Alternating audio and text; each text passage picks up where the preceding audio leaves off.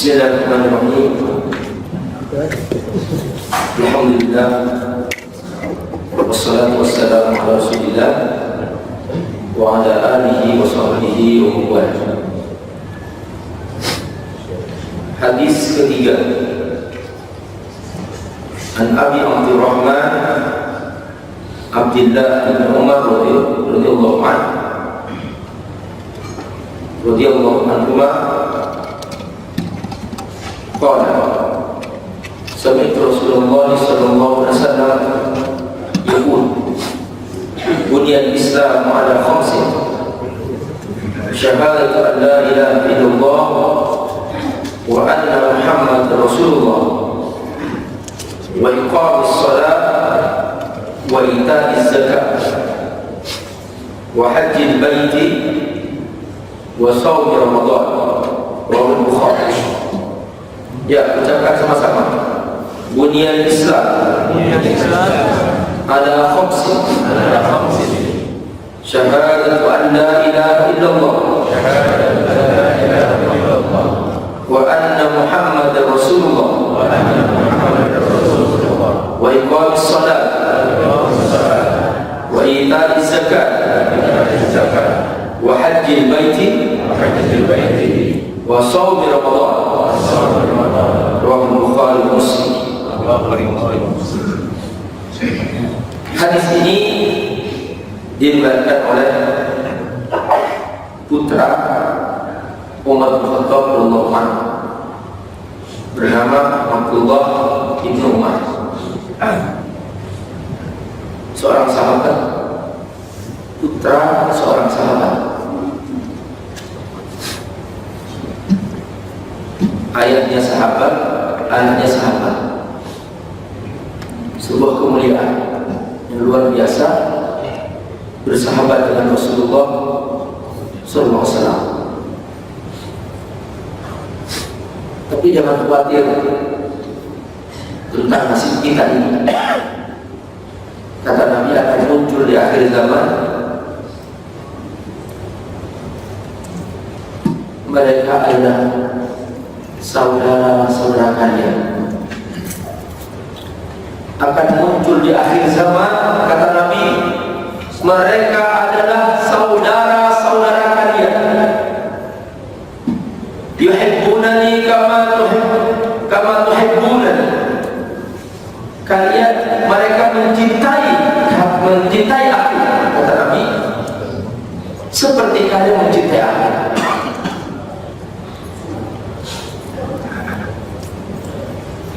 Tapi mereka tidak pernah melihat aku dan tidak pernah bersamaku.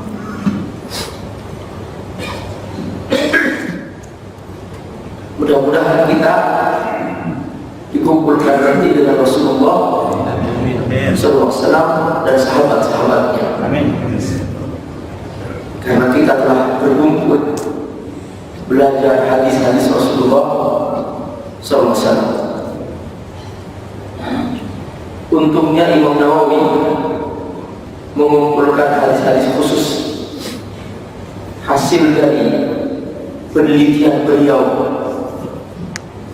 terhadap seluruh isi hadis yang jumlahnya ratusan ribu. Lalu beliau memilih hadis-hadis yang kontennya atau isinya mewakili semua hadis yang lain. Inilah kitab 40 hadis karya Imam An-Nawawi. Ini bedanya kalau yang mengumpulkan hadis seorang ulama ahli hadis, isinya seakan-akan berulang, isinya seakan-akan sederhana, tapi ketika didalami dia mengandung makna yang meliputi dan mencakup semua ajaran Islam. Sehingga diharapkan setelah kita belajar kitab Arba'in ini, kita telah siap untuk mengamalkan Islam secara utuh, secara kafah. Bahwa Islam yang Allah turunkan ini bukan hanya agama ritual, bahwa dalam Islam ada aturan hidup, dalam Islam ada akhlak, dalam Islam ada muamalah, ada dagang, ada bisnis, ada politik, ada negara. Semua itu harus menjadi bagian dari Islam. Bahwa seorang muslim harus punya wawasan ini, karena semakin besar pemahaman atau wawasan seorang muslim, maka dia akan mengerti bahwa tugasnya adalah besar.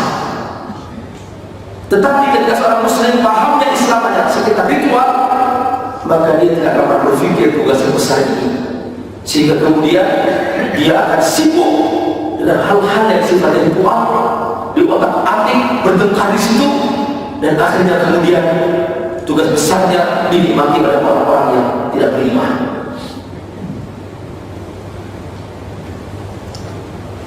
Maka Imam Nawawi ketika mengumpulkan hadis, beliau mengumpulkannya berdasarkan semua penelitian dan sangat dalam dan keluasan ilmunya tentang hadis, dan beliau telah berhasil mensyarah kumpulan hadis Imam Muslim, dan dari hasil kesungguhannya untuk mempelajari hadis, beliau berhasil memilih hadis-hadis pokok lalu dikumpulkan dalam satu kitab secara tematik, diklasifikasi dengan tema-tema khusus. Itulah kitab Riyadhus Shalihin. Lalu dari kitab Riyadhus Shalihin diseleksi lagi hadis khusus sampai hanya menjadi 40 hadis. Inilah kitab Al-Ba'an.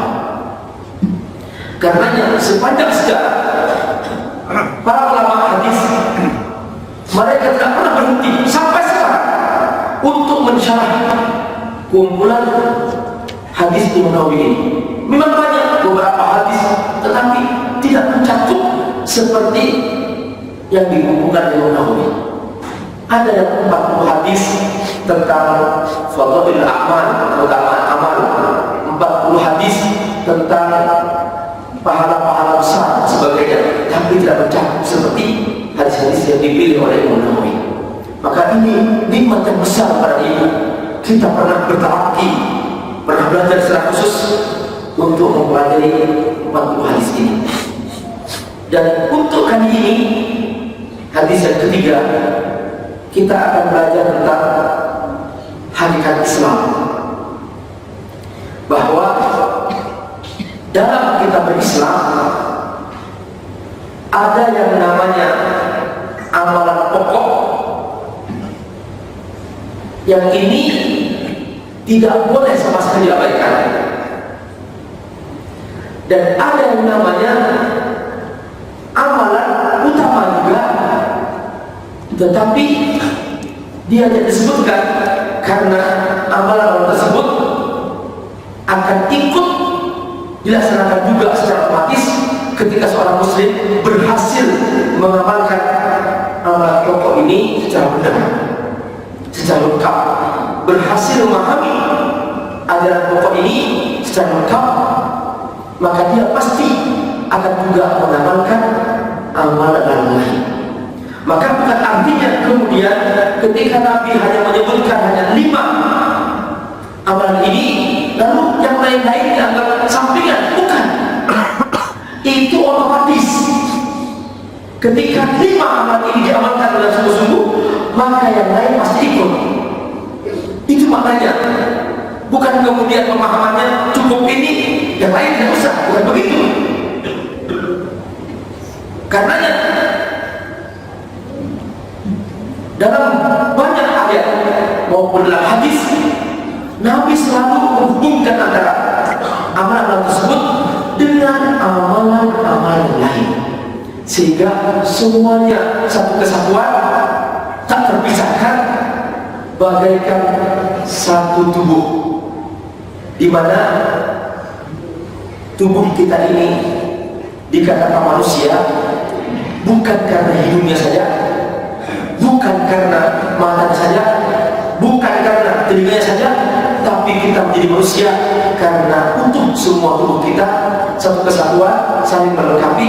Inilah hakikat tubuh kita, dan seperti ini hakikat Islam. Dan seorang muslim dikatakan lengkap imannya, dikatakan lengkap Islamnya ketika semua amal ini dari yang pokok sampai kepada yang melengkapinya itu semua diamalkan secara terintegrasi, secara utuh, tidak beda-bedakan satu dengan lain, tidak beda-bedakan antara satu dengan yang lain. Mari kita lihat terjemahan hadis ini. Rasulullah SAW bersabda, "Bunyan Islam ala khamsin." Islam dibangun atas 5. Pertama, membaca 2 kalimat syahadat, asyhadu an la ilaha illallah wa anna Muhammad Rasulullah. Kedua, menegakkan salat, wa iqamus salat. Ketiga, membayar zakat, wa ita'iz zakat. Keempat, melaksanakan haji, wa hajjul bait. Kelima, melaksanakan puasa Ramadan, puasa Ramadan. Dan inilah hadis yang diriwayatkan oleh Imam Bukhari dan Muslim.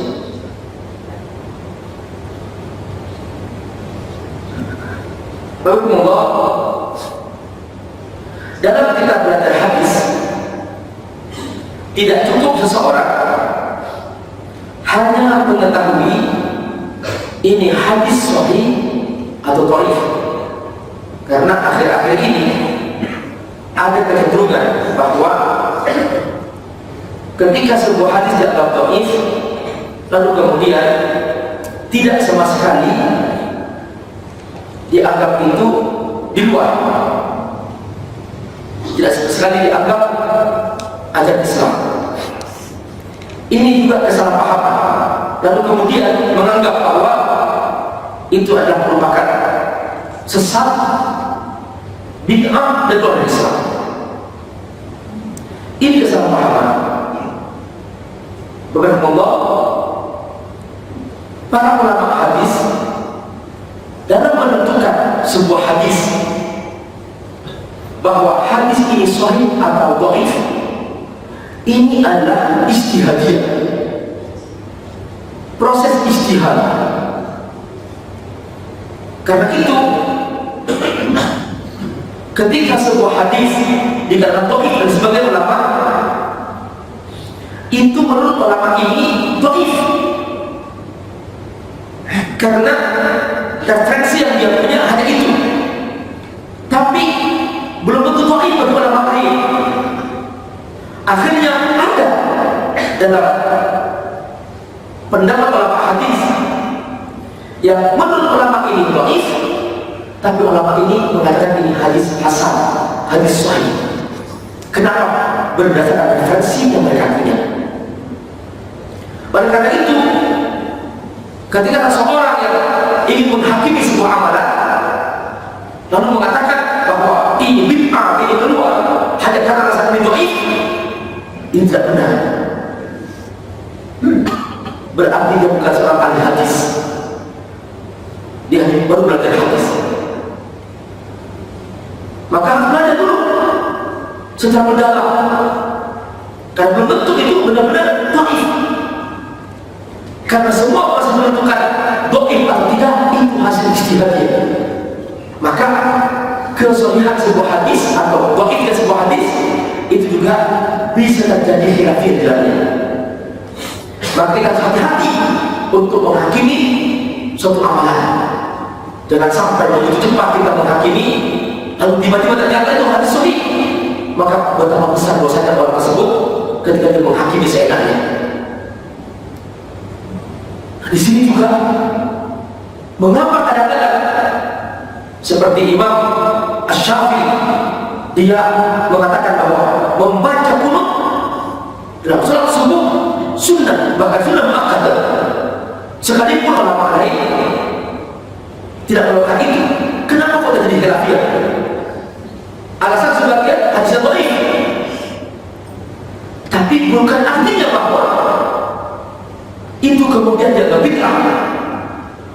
Maka dalam satu hal bisa jadi khilafiyah, karena Rasulullah SAW pernah mengajar itu dalam hadis sahih.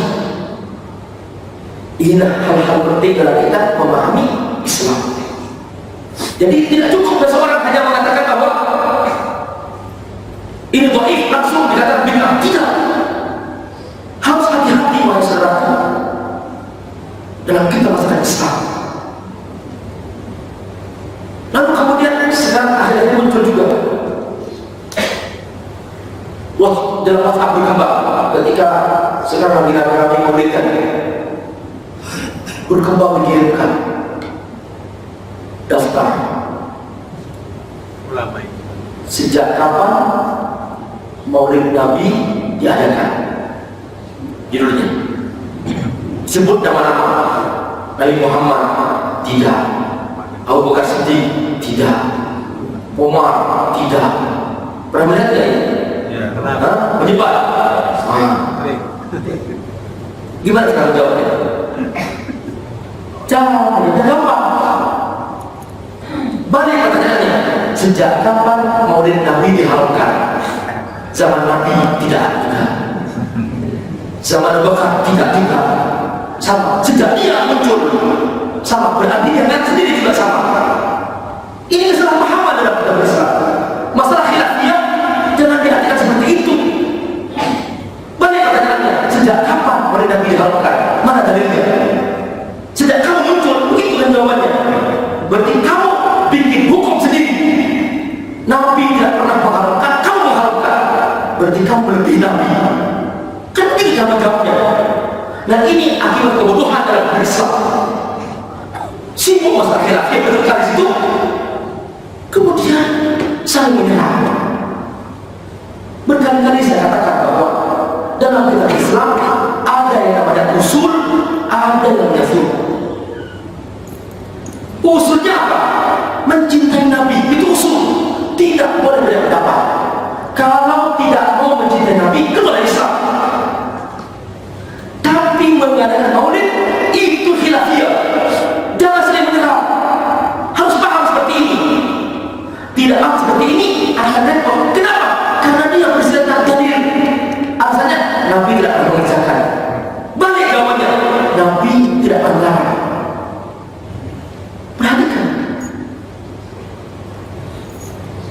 Itulah Allah. Kenapa jadi khilafiyah? Karena memang tidak ada teks khusus tentang itu. Itulah khilafiyah. Yang beda pendapat antar ulama. Kalau antar ulama itu pasti mereka punya dalil.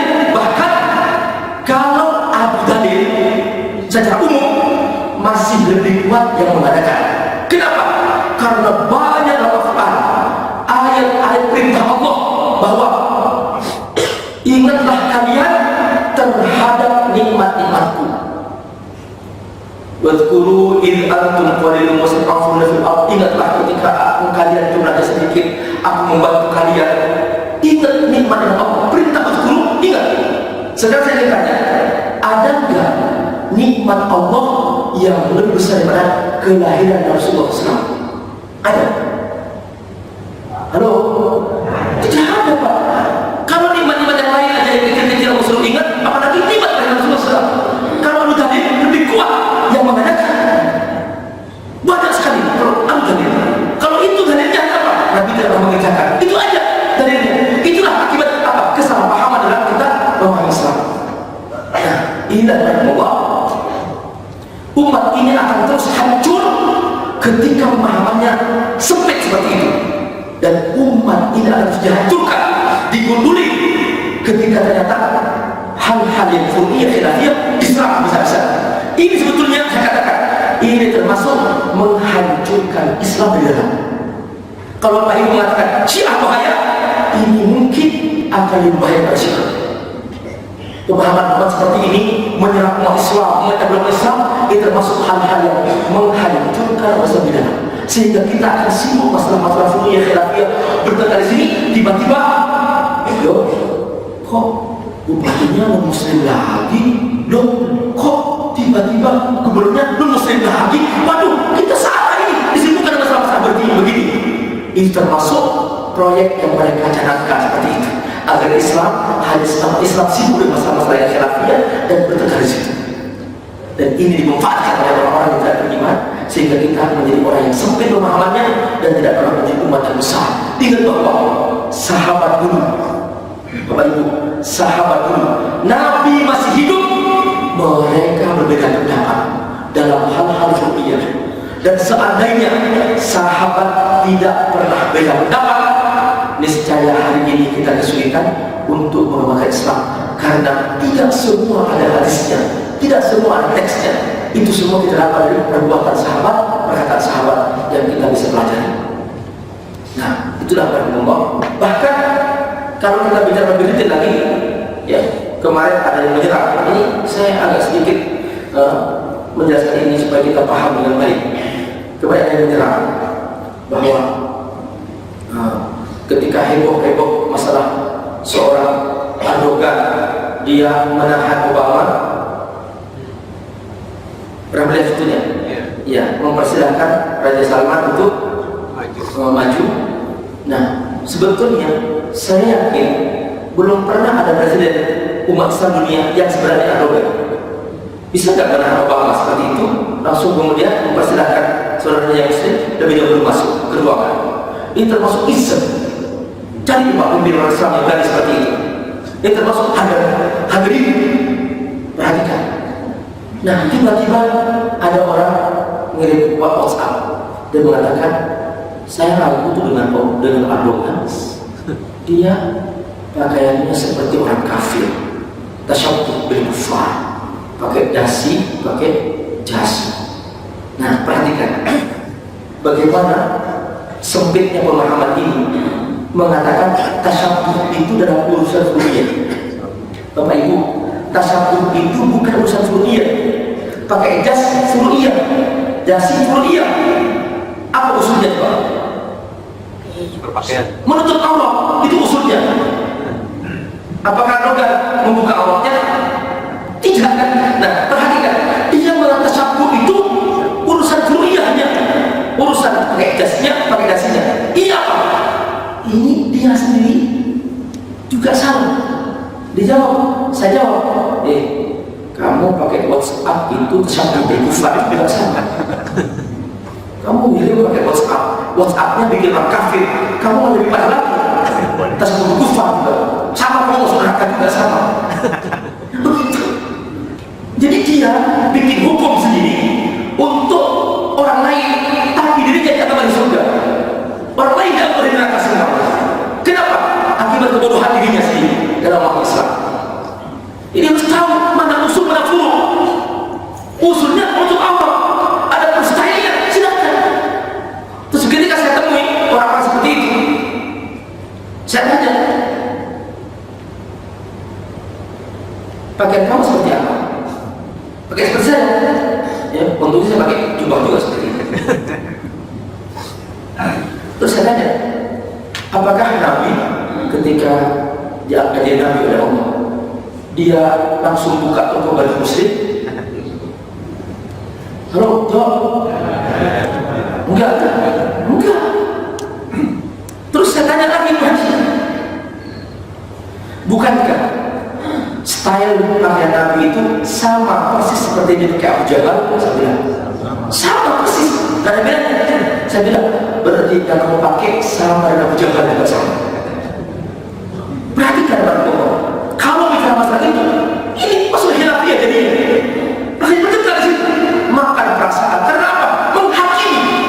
Menghakimi seenak nafsunya. Ini ketidakpahaman dalam berislam. Nah, itulah mengapa kemudian perlu penjelasan seperti ini. Dan anehnya hal-hal yang seperti ini didukung oleh media, pakai radio, televisi, yang besar sekali. Dan itu dia. Tapi ketika kita belajar Islam secara benar dan sebagainya, kita tidak punya media, punya kamera kecil banget. Alhamdulillah saat nyebar sampai dunia tuh. Insyaallah semua Allah. YouTube.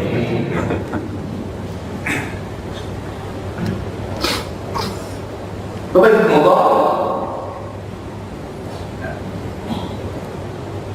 Hadis ini dikatakan oleh para ulama sebagai hadithun azimun jiddan, hadis yang sangat agung. Kenapa? Karena di dalamnya terkandung kaidah-kaidah dasar Islam. Singkat, pendek, tapi ini merupakan sandaran semua ajaran Islam.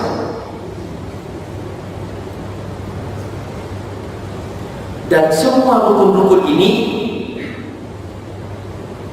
sudah disebutkan oleh Allah Subhanahu wa Ta'ala. Maka kita semua tidak boleh berbeda pendapat dalam masalah ini. Dan inilah pegangan kita semua. Dari sini kita bersatu, dari sini kita memperbaiki manusia di muka bumi, dari sini kita bergerak untuk menyelamatkan manusia di muka bumi sehingga mereka tidak menjadi santapan setan. Dari sini kita berusaha untuk membangun peradaban besar di muka bumi. Itulah peradaban yang Allah inginkan, yaitu peradaban Islam. Dan manusia ini, kepada Allah, semakin mereka menjauh dari Islam, ujungnya ketika mereka ingin kebaikan pasti ketemu ajaran Islam. Saya kasih contoh. Ada sebuah penelitian di dunia ini tentang negara-negara yang paling baik. Lalu mereka mengambil kesimpulan bahwa Selandia Baru itu atau New Zealand itu adalah negara paling Islami. Saya ketemu dengan salah seorang orang Kristen. Dia sendiri mengatakan this state, this country is the most Islamic state in the world. Dia mengatakan, dia tidak mengatakan the most Christian state, enggak. Dia mengatakan the most Islamic state.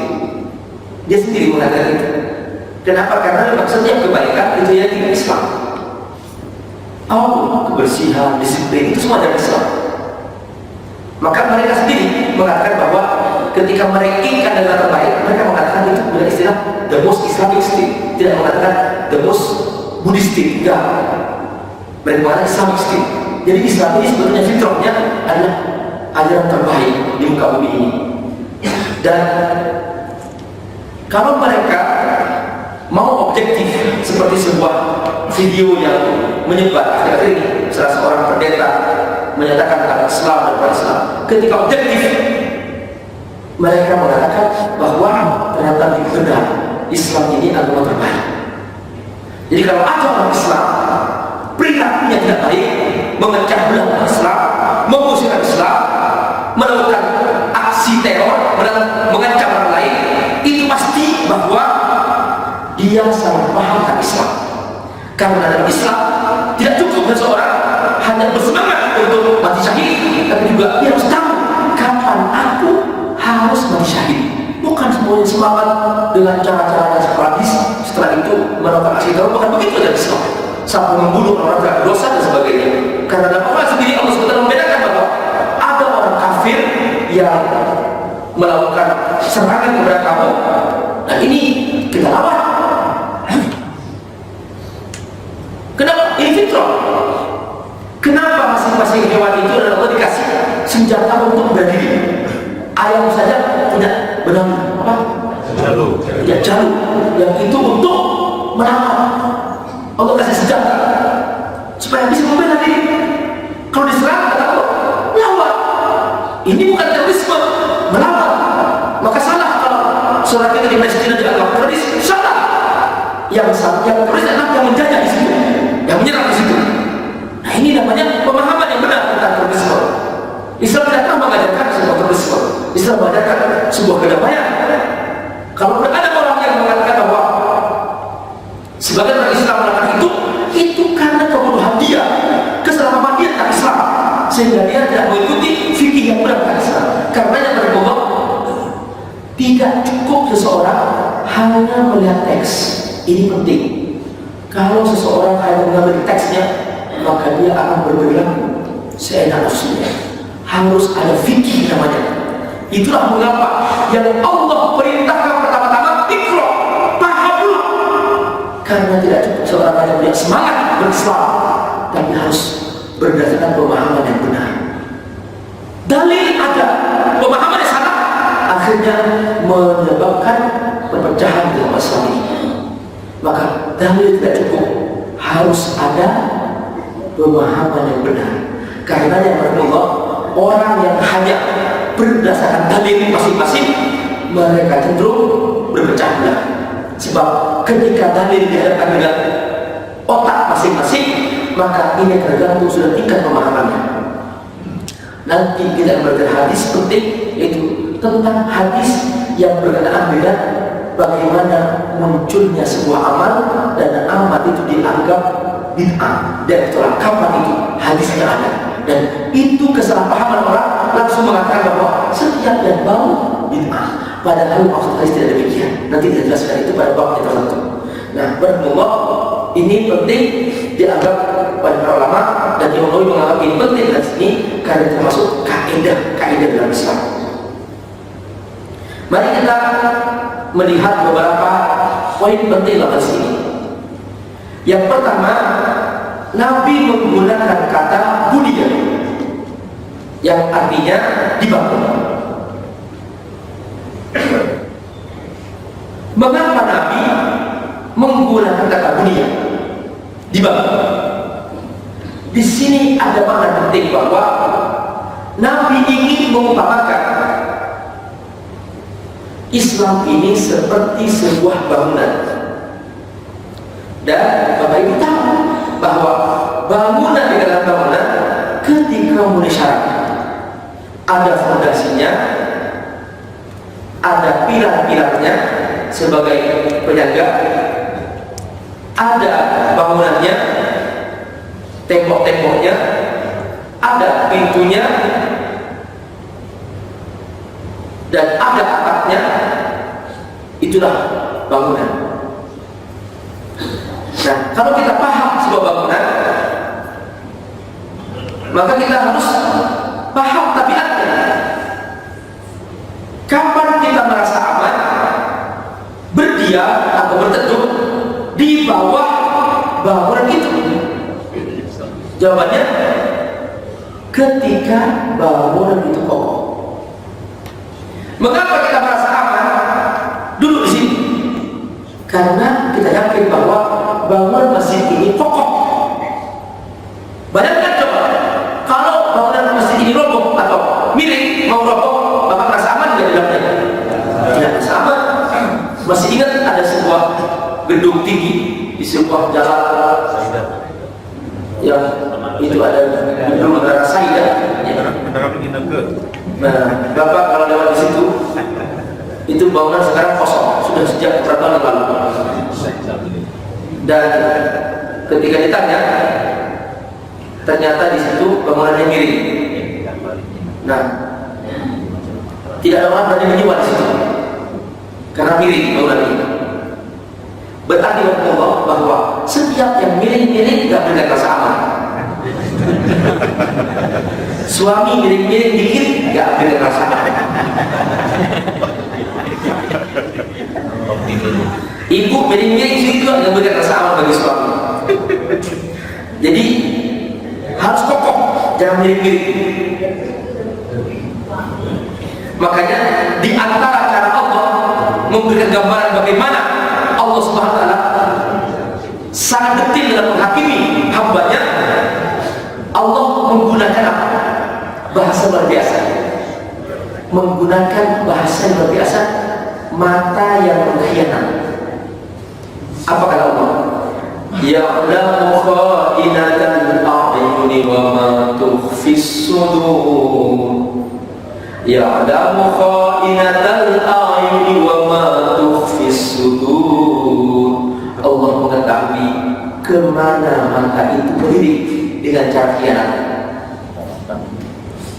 Di balik helm dengan kaca riben, istri dibonceng di belakangnya. Istrinya dibonceng di belakangnya. Istrinya nggak tahu bahwa ada lirikan mata miring ke kanan atau miring ke kiri.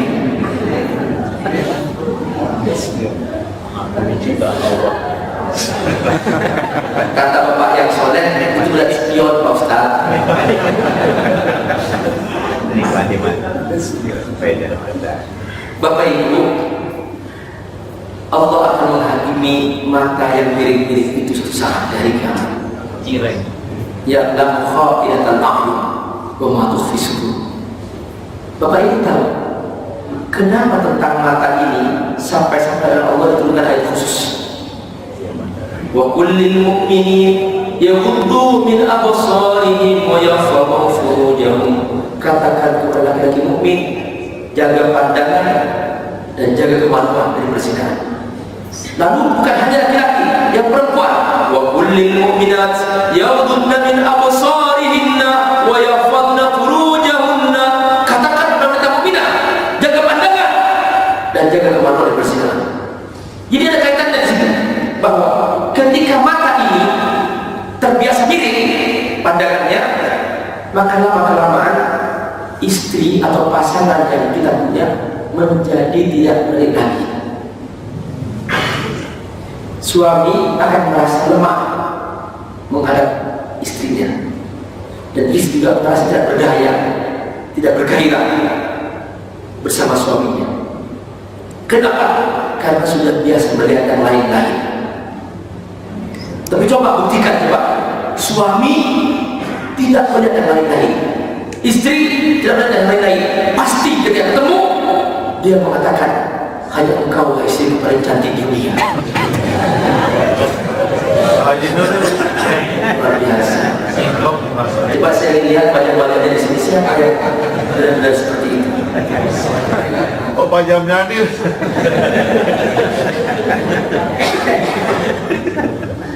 Bapak Ibu Allah,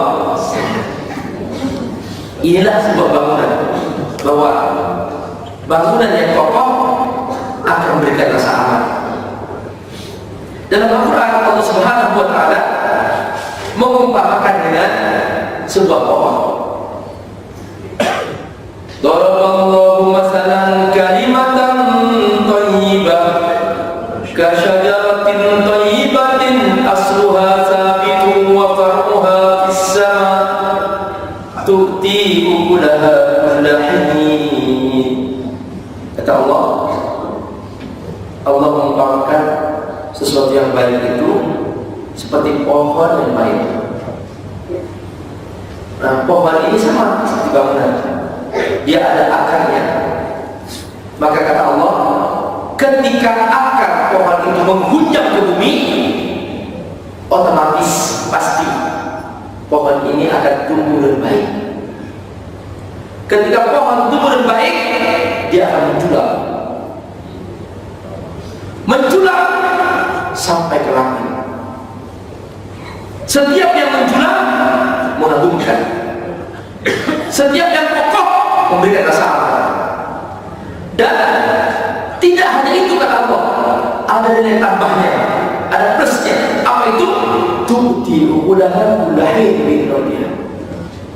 Dia akan memberikan makanan, buah-buahan dengan izin Allah SWT. Sama, suami yang kokoh seperti pohon yang kokoh, dia akan menghunjam ke bumi. Dia memberikan rasa aman pada istrinya. Hari itu sang suami pamit pada istrinya, mama, ada tugas di luar kota. Istri aman. Kenapa? Tidak mungkin suamiku menyeleweng. Aku tahu sifat suamiku, dia jujur kepadaku. Maka istri merasa aman di rumah. Tidak pula suami sebulan, biasa, aku sabar, suami jujur. 2 bulan suami jujur. Kok setahun gak pulang-pulang, ini bahaya ya.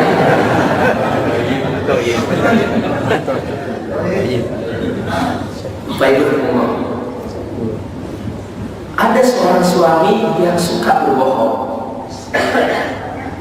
Kata Allah, wa matal kalimatin khabithatin ka syajaratin khabithah ujtussat min fawqil ardi ma laha min qarar.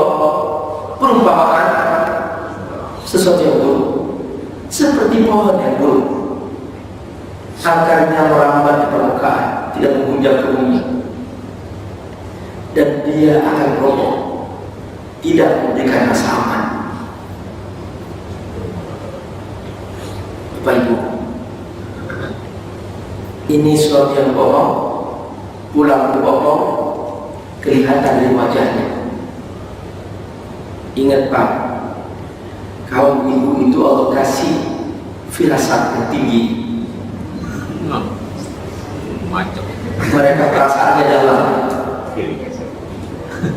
Kalau lidahnya miring-miring sedikit sudah ketahuan. Dari mana Pak kok terlambat? Rapat. Istri sudah merasa ya. Kok rapat melulu ya begini? Kayaknya kantor udah tutup deh.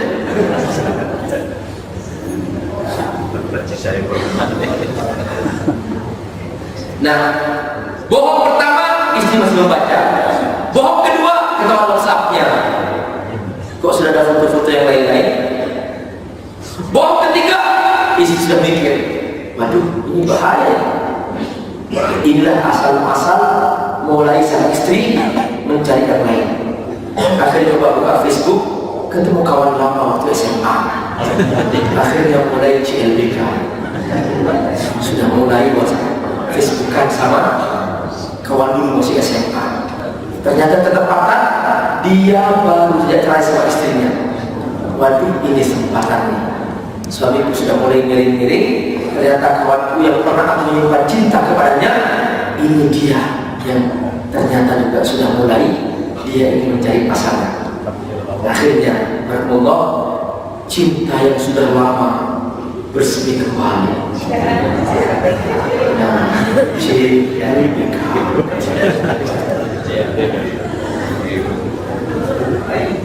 tiba-tiba suami pulang dari kantor, langsung Pak, aku minta cerai. Langsung putuskan. Suami ini suami saya, Pak Ustaz, kenapa istriku Pak Ustaz kok tiba-tiba minta cerai? Kenapa Ustaz? Aku akan menangkan ini Pak Ustaz, dia baik-baik aja selama ini. Istri punya firasat, istri punya perasaan tidak nyaman. Akhirnya no way, no choice. Akhirnya istri lari. Dia menemui sang pacar itu di Jakarta, tinggalkan kota tempat dia berdiam. Di Jakarta dia bertemu. Sampai sekarang sang suami itu sendirian menunggu balik sang istri.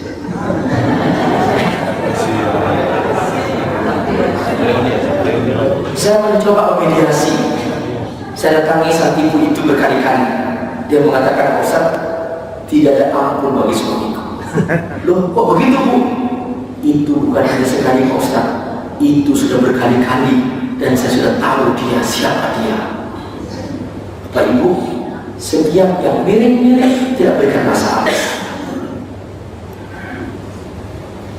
Akhirnya apa? Akhirnya suami itu sampai sekarang menanti. Dalam penantian yang panjang ingin kembali. Namun jawaban tidak perlu datang.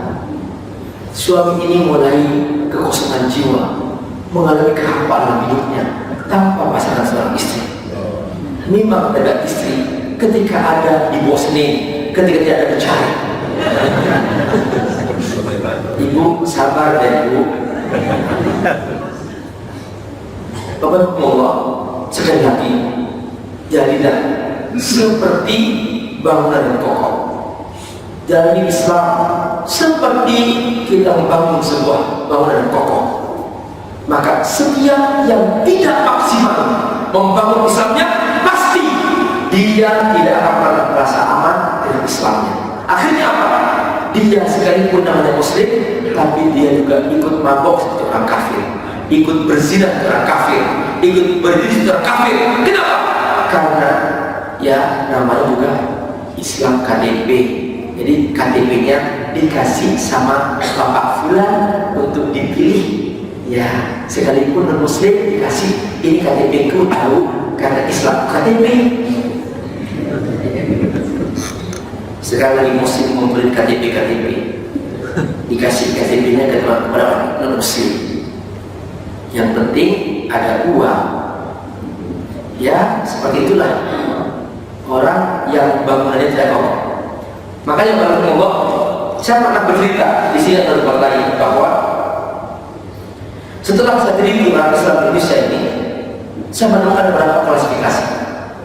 Ada orang Islam yang paham Islam secara kafah, bahwa Islam ini bukan hanya sholat, bukan hanya puasa, bukan hanya ritual ibadah, tapi Islam ini adalah sebuah kehidupan. Islam ya rumah tangga, Islam ya bisnis, Islam ya pasar, Islam ya muamalah, Islam ya ekonomi, Islam ya politik, Islam ya negara. Dia paham itu. Maka ini saya golongkan ranking 1, M1. Lalu di bawahnya ada orang Islam, tapi dia ranking 2. Dia paham Islam secara parsial. Nah, entar yang dari satu ini dia aktif, kafah plus aktif. Dia mengajak orang Islam taat supaya mentaati Allah, maksimalkan. Dia menggerakkan orang supaya ngaji, supaya paham Islam. Dia berusaha memperbaiki masjid ini sampai menjadi rapi. Dia berusaha untuk membuat acara-acara sehingga Bapak Ibu bisa datang berbondong-bondong seperti ini. Semua ini dari orang-orang yang tadi mikir bagaimana aku sebagai orang Islam tidak cukup hanya berhenti di sini. Dia mikir seperti itu. Ada yang masak-masak, ada yang menyiapkan acaranya, ada yang mengajar orang lain dan seterusnya. Semua bersedekah. Ini namanya ranking 1. Yang kedua, ada orang Islam yang parsial, paham Islam ritual saja. Dia tidak tahu tentang ya terserah urusan ekonomi. Yang penting aku dapat penghasilan dan halal dan apa-apa. Urusan dagang terserah menipu dan yang penting dapat penghasilan. Urusan politik udahlah aku mau ikut-ikut, yang udahlah terserah mau kafir muslim bukan urusanku. Yang penting aku hidup dah, nggak mikir yang itu dan seterusnya. Ini parsial orang Islam. Tapi plus aktif, dia bikin organisasi, dia menyetablik, bikin ormas dan seterusnya. Tapi parsial pemahamannya. Yang ketiga, Muslim parsial plus pasif. Parsial pasif. Dia yang penting aku ahli ibadah, ahli baca Quran, ahli zikir, udah terserah. Aku nggak mau ikut-ikutan yang namanya kegiatan sosial, kegiatan ekonomi, politik, tapi yang penting sudah sendirian. Ini namanya parsial pasif. Tidak mau ikut organisasi, tidak mau ikut orang Islam yang membawa dan sebagainya. Dia diam aja. Yang penting aku sudah sendirian. Ini parsial pasif. Terus yang keempat, Muslim KTP. Udah, yang KTP ini sudah amburadul. Kadang sholat, kadang enggak, kadang setahun sekali sholatnya, kadang mesti beraya, atau kadang sepekan sekali di Jumat, kadang-kadang nggak sholat seumur hidupnya, tergantung moodnya. Kalau ada mood sholat, nggak mood nggak sholat. Maksiat dikerjakan setiap hari dan sebagainya. Nah ini KTP. Terus ada orang membeli KTP, dikasih KTP-nya. Nah, Allah, ini kondisinya. Tapi kita ini setelah melihat ternyata yang M1 itu hanya 2% dari total penduduk Muslim Indonesia, hanya 2%. Yang sisanya M2, M3, M4. Nah, Allah, yang banyak digunakan oleh non-Muslim untuk disogok agar mendukung kepentingan mereka yang M2, M3, M4. Ini yang banyak digunakan. Maka selama masih kita M2, M3, M4, terus kita akan dipermainkan seperti bola di tendang anak kecil. Makanya jangan heran kita selalu bertanya, nah kita kan mayoritas ya, kok ada terus kenapa? Ya itu dia. Kenapa? Yang ada mayoritas M2, M3, M4. Yang M1 tidak mungkin juga.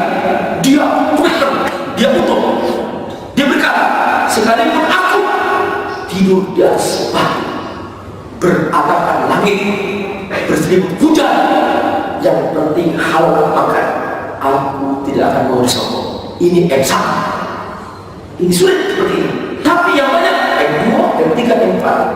Begitu ada pemilihan, lalu dia katakan mana tulusnya, mana uangnya?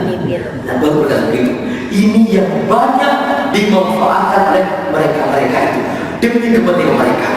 Nah, selama seperti ini wajah kita, maka pemimpin kita adalah wajah yang seperti ini. Tapi ketika kita punya paham Islam kafah, kita akan dihadirkan Allah pemimpin terbaik. Ya contohnya seperti seorang Abdullah yang luar biasa, satu sendirian berhadapan dengan dunia yang besar itu. Dia punya izah, punya arif, dan kita mencari seperti ini. Dari mana? Dari masyarakat yang paham Islam secara kafah. Ini rahasia kepada Allah untuk khulu fi silmi kafah. Dan ini makna bahwa Islam sebuah bangunan, bukan hanya pilar, bukan hanya fondasi. Islam sebuah bangunan yang utuh dan kokoh. Inilah Islam yang memberikan rasa aman. Maka selama kita tidak utuh, tidak kokoh, miring-miring, kita terus akan diperbaikan oleh mereka seperti bola ditendang-tendang anak kecil. Bahasa saya ini Pak, bukan bahasa saya, tapi ini bahasa iblis. Ketika iblis ditanya oleh Nabi Yahya, wahai Yahya, wahai iblis, kata Nabi Yahya, bagaimana kamu menggoda manusia? Kata iblis, ada 3. Pertama, ada yang seperti kamu. Aku tidak sanggup karena kamu konsisten, kamu istiqomah, kamu kuat. Nah ini yang 1. Yang kedua, kata iblis, ada yang dia pelin-pelan, kadang aku menang, kadang aku kalah. Ini yang kedua. Yang banyak yang kedua. Yang ketiga, lebih banyak lagi. Ada yang seperti bola ditendang anak kecil. Ini paling nyaman kata iblis. Ini santapan paling nyaman. Nah itu dia yang terjadi sekarang. Alhamdulillah bahwa ternyata banyak orang Islam menjelma seperti bola yang ditendang-tendang anak kecil. Kenapa? Karena tidak seperti bangunan. Di sini kita perlu paham kenapa Nabi menggunakan bahasa dunia, bahwa seorang muslim harus paham bahwa Islam yang dia peluk harus dimaknai seperti bangunan, harus kokoh dan utuh, bukan sekedar mengaku muslim dan selesai. Seperti itu bukan salah, tapi kita harus memaknai seperti itu. Bapak Ibu tahu nggak? Bapak Ibu mau nggak bangun rumah asal-asalan? Mau nggak? Nggak mau. Masa untuk rumah saja tidak mau asal-asalan? Masa untuk Islam asal-asalan? Kan kita mau kan? Rumah kan ada 2, al-rumah fisik jasmani, al-rumah rohani. Dan rumah rohani kita, masa jasmani rela berinfak sampai 5 miliar, 6 miliar untuk rumah jasmani, tapi untuk rumah rohani asal-asalan. Nah ini akibat daripada kebodohan dan ketidakpahaman Islam. Baik, ini yang pertama. Yang kedua, dari hadis ini kita mengambil makna bahwa Nabi menggunakan syahadat, menyebutkan syahadat an la ilaha illallah wa anna Muhammad Rasulullah. Ini sudah saya jelaskan dalam hadis sebelumnya, tetapi yang ingin saya jelaskan di sini adalah bahwa di dalam bersyahadat, ini perhatikan Pak, wa maknaha al-iqrar. Syahadatu an la ilaha illallah maknaha al-iqrar. Ini adalah sadar hadis. Syaratnya bahwa makna asyhadu ukiru, aku berikrar. Di sini kita paham kenapa para militer itu kok disiplin, kok semangat selalu disiplin. Ternyata setiap pagi mereka membacakan ikrar, disebut dengan sabta marga. Nah, kita ternyata pada Allah setiap hari berikrar.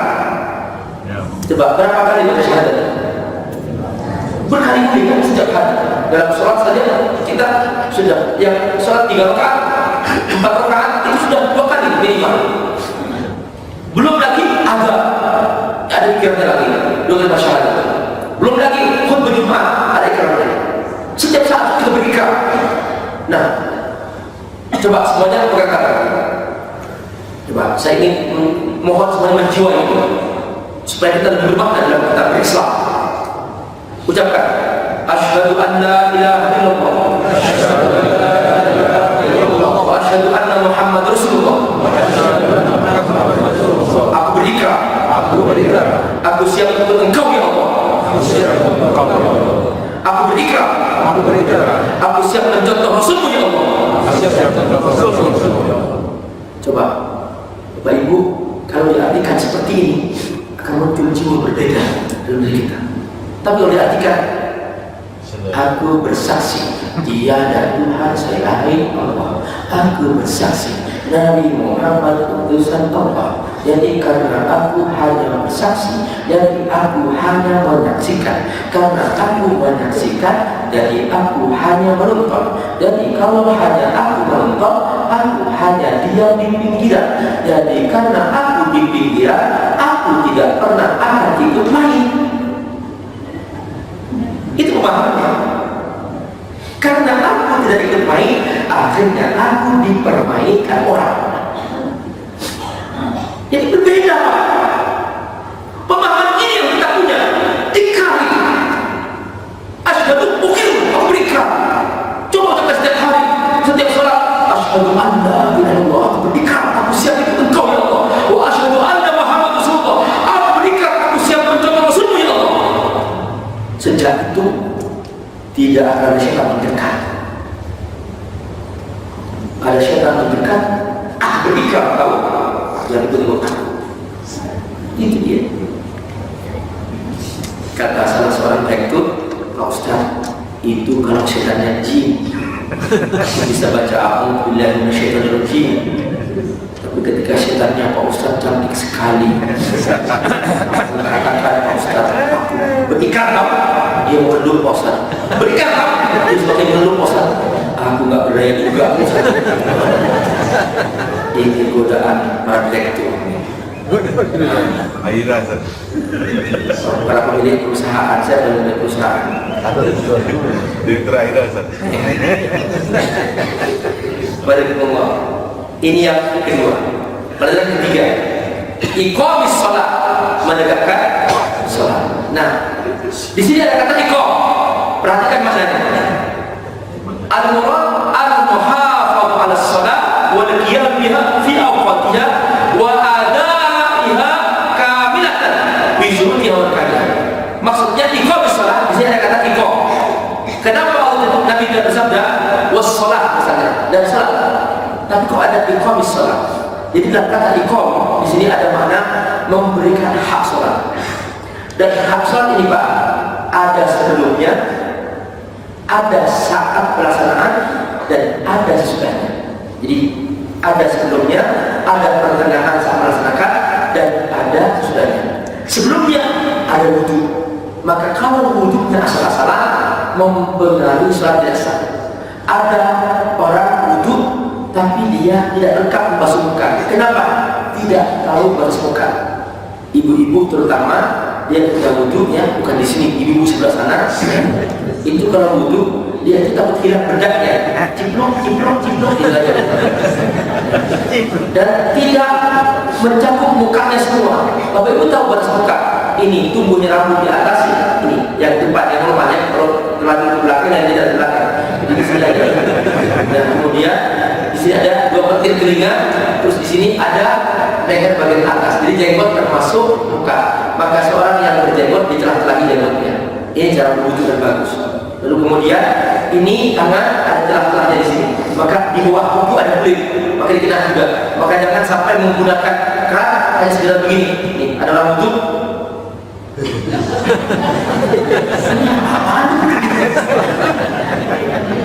Dan juga termasuk kaki. Ya, kaki ini ada celahnya sini. Ini ada celahnya. Nah, jadi ada orang yang wudu dia karena pegang itu main bola apa? Jadi celah-celahnya. Ini sebelumnya. Lalu pertengahannya ada bacaan, itu berusaha untuk fasih. Karena kalau tidak fasih, dia bisa berubah maknanya.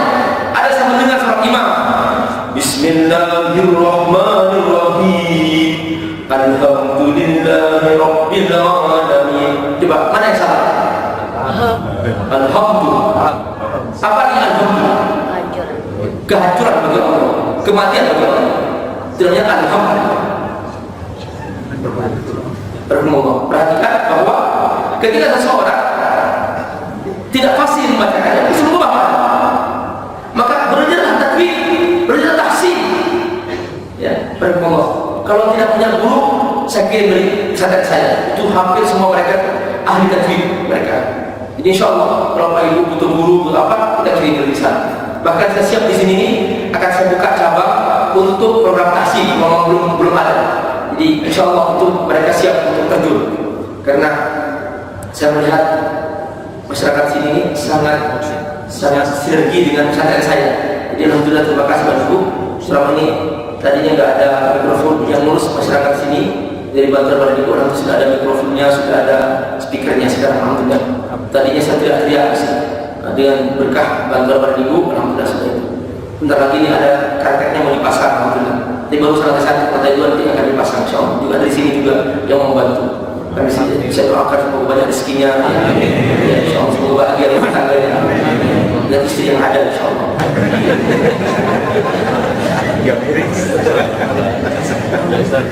Saya tidak mengatakan satu istri yang ada. Terserah ada 2, 3.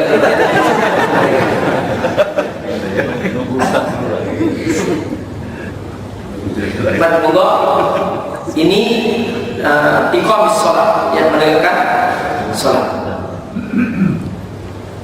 Ada sesudahnya. Nah, kalau yang pertengahan ada bacaan, ada gerakan. Nah, gerakan ini monggo ada yang berupa apa? Ada yang berupa usul, rukun, ada yang berupa furu'. Nah, ini penting nih dalam memahaminya. Seperti rukuk itu usul, itu rukun. Nah, cara rukuk itu furu'iyah. Cara rukuknya itu furu'iyah. Makanya berbeda-beda. Kadang-kadang ada yang sedikit sampai ke bawah, tapi itu sebenarnya yang benar adalah yang lurus ya. Yang lurus, bukan sampai terlalu nyosok. Sujud misalnya, sujud itu ada rukunnya, ada pokoknya. Ada muka di sini dari kemudian 2 telapak tangan, 2 lutut dan kaki, ujung jari kaki. Itu rukunnya sujud. Nah, tapi cara sujudnya itu furu'iyah. Ada yang pakai gaya gelongsor, sampai mendapat garis misalnya. Ada yang pakai gaya itu. Nah, sudah yang penting sujud. Nah, gak ada yang salah. Yang penting mendapat rukunnya. Itu namanya furu'iyah. Jangan dipaksa satu pendapat di situ. Karena apa? Karena kalau dia mengaku ini yang paling benar, nanti saya tanya, coba gimana hadisnya yang paling benar? Nah, dia sendiri nggak melihat Nabi. Berbeda-beda pasti cara bersujudnya. Yang penting rukun sujudnya ada. Nah, itu namanya usul. Jadi tidak bisa dipaksa pendapat dalam masalah cara bersujudnya. Termasuk tasyahud misalnya. Tasyahud itu rukun tasyahudnya, tapi cara bersahud furu'iyah caranya. Maka ada yang asyhadu an la ilaha illallah diam. Ada yang asyhadu an la ilaha illallah turun langsung. Ini Abu Hanifah. Kalau yang gini Syafi'i. Ada yang asyhadu an la ilaha illallah. Yang ini pun berbeda-beda. Ada yang pakai slow motion, ada yang cepat, ada yang begini. Semua berbeda-beda. Itu namanya cara. Nah, ini ikut pada Maliki, karena pada Maliki katakan hazatul bisyaiqi itu menggoda setan dan seterusnya. Itu semua penafsiran terhadap hadis yang sama. Nah, itu namanya cara bersahud. Nah, ini furu'iyah. Dalam furu'iyah tidak boleh menghakimi, mengatakan lu salah, kenapa? Kok nggak benar? Itu dia menghakimi di situ. Itu masalah khilafiyah. Kalau mengatakan asyhadu an la begini, ada sedikit masalah.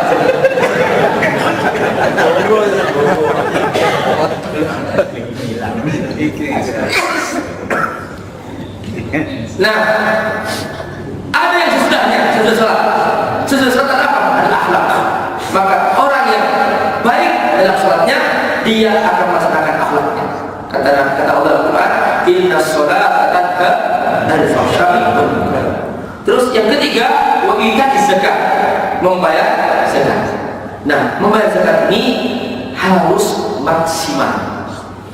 Jangan separuh-separuh, maksimal 100%. Jangan dikurang-kurangi sedikit pun. Dan ada hitungannya. Jangan seperti seorang mengatakan, Pak Ustaz, aku sih yang penting keluarin Pak Ustaz, nggak pakai hitungan-hitungan. Jangan. Zakat ini wajib. Bapak ketika sudah dapat langsung 2,5% keluarin, sudah segera kasihkan. Jangan kemudian masih dikit-dikit, nggak bisa begitu. Dipisahin dan kemudian dikeluarin dari hak harta sendiri. Kenapa? Karena itu memang bagian daripada milik orang lain yang autitkan. Itulah mengapa dikatakan zakat. Karena itu dalam hadis yang sahih, Bapak nanti buka buku Fiqh Sunnah karya Imam Syekh Sa'id, beliau menyebutkan beberapa hadis dalam bab zakat pembukaannya. Di situ ada beberapa hadis, di antaranya nanti di akhirat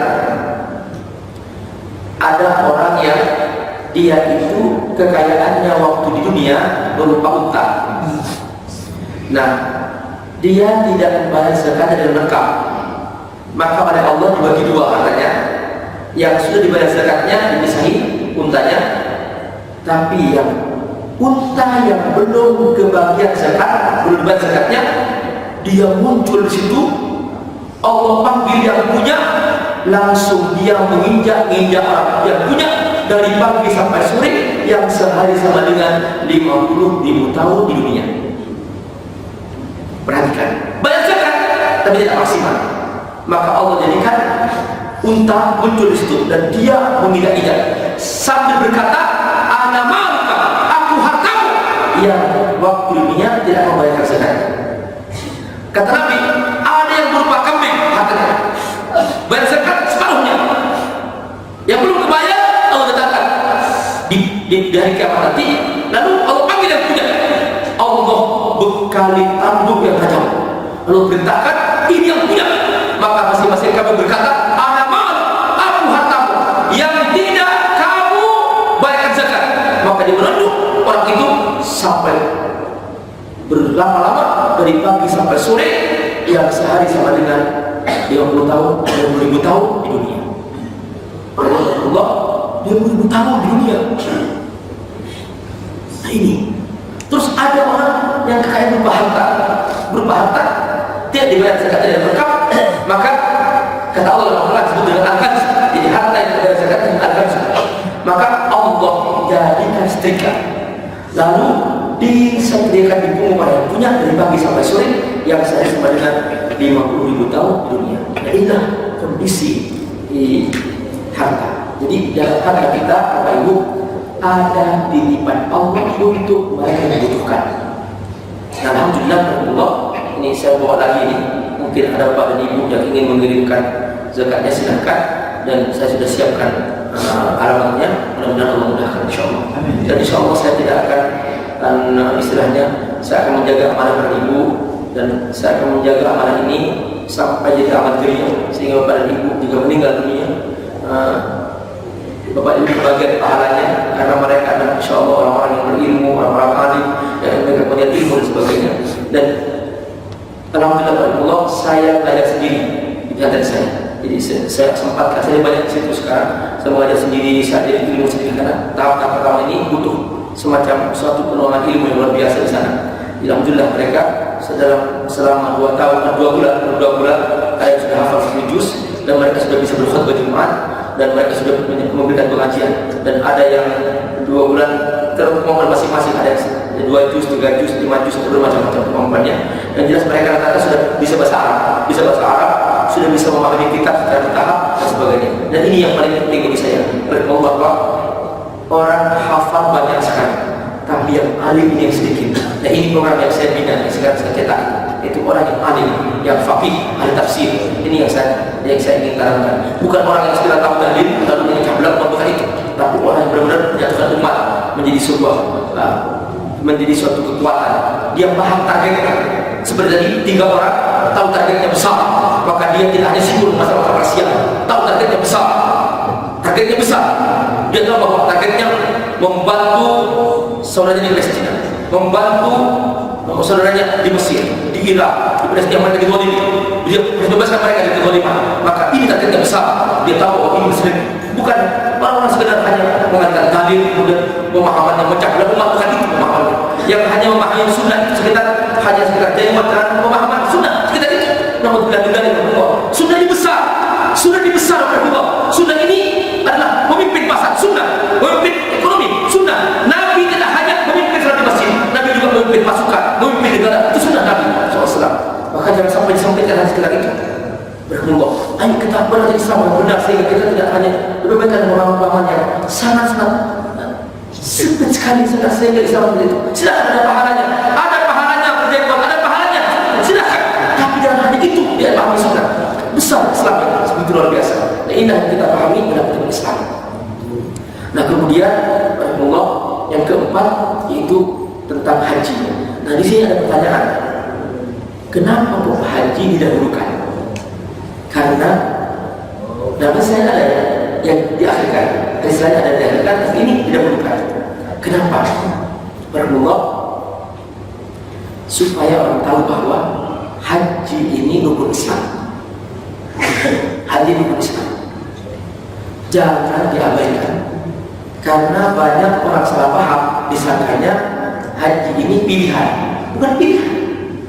Bagi yang mampu tidak melaksanakan haji lalu dia mati, apa kata Allah? Dia mengatakan faliyamut mitatan Yahudi wa Nasraniyah, kematiannya sama dengan Yahudi dan Nasrani. Kenapa? Karena dia sengaja meninggalkan Islam yang Allah ajarkan. Jadi jangan mengatakan aku gak siap. Dia mampu bikin rumah, dia mampu bikin ini semuanya, gak pergi haji. Monggo, ingat itu ada pertanyaan di situ. Makanya ada Nabi kan dia didahulukan, diakhirkan. Supaya tidak beda-beda antara puasa dengan haji. Ini makna penting dalam haji. Dan haji ini di dalamnya ada utama besar. Monggo. Jadi pergi ke Mekah bukan sekedar ritual. Ini muktamar umat Islam yang besar. Di situ ketemu saudaranya. Seharusnya seandainya pemimpin umat Islam berhasil memanfaatkan haji sebagai tempat menyatunya umat Islam, tempat menyatukan Islam, niscaya Islam menjadi umat yang terkuat di muka bumi. Tapi karena haji, umroh, haji sebagai ritual individual, akhirnya apa? Datang ke sana nggak ada acara sama sekali, nggak ada minat sama sekali. Bahkan orang-orang salah paham, disangkanya bahwa datang ke sana sebagai ritual saja sendiri-sendiri. Tidak, Pak. Itu muktamar. Karena dalam haji, dalam umroh, kita ketemu dengan orang yang tidak pernah ketemu selama ini. Kita bertemu dengan saudara kita. Itu adalah pemahaman yang benar. Itulah makna bahwa haji itu dan umroh itu merupakan sarana untuk menyatukan Islam. Yang kelima yang terakhir adalah puasa Ramadan, saum Ramadan. Nah, dalam puasa Ramadan di sini ada yang disebut dengan membangun takwa. Allah la'allakum tattaqun. Nah, dalam puasa ada pembebasan dari nafsu, di mana dia telah menahan nafsu, syahwat makan, syahwat jima dan sebagainya, dia ditahan. Itu dalam puasa. Nah, ada yang namanya kesehatan, karena orang yang menahan nafsu dari banyak makan dia akan lebih sehat. Itu termasuk juga bagian daripada puasa. Jadi puasa sangat lengkap maknanya, dan karena itu termasuk rukun. Dan kemudian yang terakhir, mungkin saya ingin menegaskan beberapa hal penting. Yang pertama adalah bahwa semua rukun ini satu kesatuan, tak terpisahkan. Kalau satu ditinggalkan dengan sengaja lalu mengatakan itu tidak wajib, maka dia menjadi kafir. Jadi orang mengatakan haji wajib langsung kafir otomatis. Ya. Satu ditolak langsung menjadi kafir. Ini bahayanya ketika menolak satu rukun, menolak semuanya otomatis. Ini tentang rukun ini. Ini satu kesatuan. Kalau dia mengabaikan satu dengan mengatakan dia malas dan sebagainya, maka dia termasuk fasik. Itu istilahnya seperti itu. Makanya Abu Bakar As-Siddiq memerangi sekelompok orang Islam yang menolak zakat. Dikatakan harbul murtadin, yaitu memerangi orang-orang yang murtad. Jadi menolak zakat itu aja dianggap murtad dalam pemahaman para sahabat sejak dahulu. Nah, kemudian bahwa yang disebutkan ini bukan segala-galanya. Masih ada lagi ibadah penting lainnya yang juga kita harus jaga juga. Ada yang berupa hukumnya sunnah dan ada yang hukumnya ubah dan sebagainya. Nah, karenanya Allah dalam kitab Islam, para ulama telah mengkaji hadis, mengkaji Quran, lalu mereka berhasil membagi dua. Ada yang perintah dan larangan. Yang perintah dibagi tiga. Ada yang hukumnya wajib, ada yang hukumnya sunnah, ada yang hukumnya mubah. Yang larangan dibagi dua. Ada yang hukumnya makruh, ada yang hukumnya haram. Nah, saya kadang-kadang Allah sedih kok tiba-tiba muncul dan banyak orang Islam ikut yang Islam yang begitu luas ini, di mana ini ada hukumnya wajib, ada hukumnya yang sunnah, ada hukumnya hanya dihapus semuanya, hanya dibagi dua, hanya sunnah bid'ah, hanya begitu. Nah, ini penghapusan pada hukum semua ini. Nah, ini berbahaya Allah, ini berbahaya sama sekali. Dihapus seperti itu.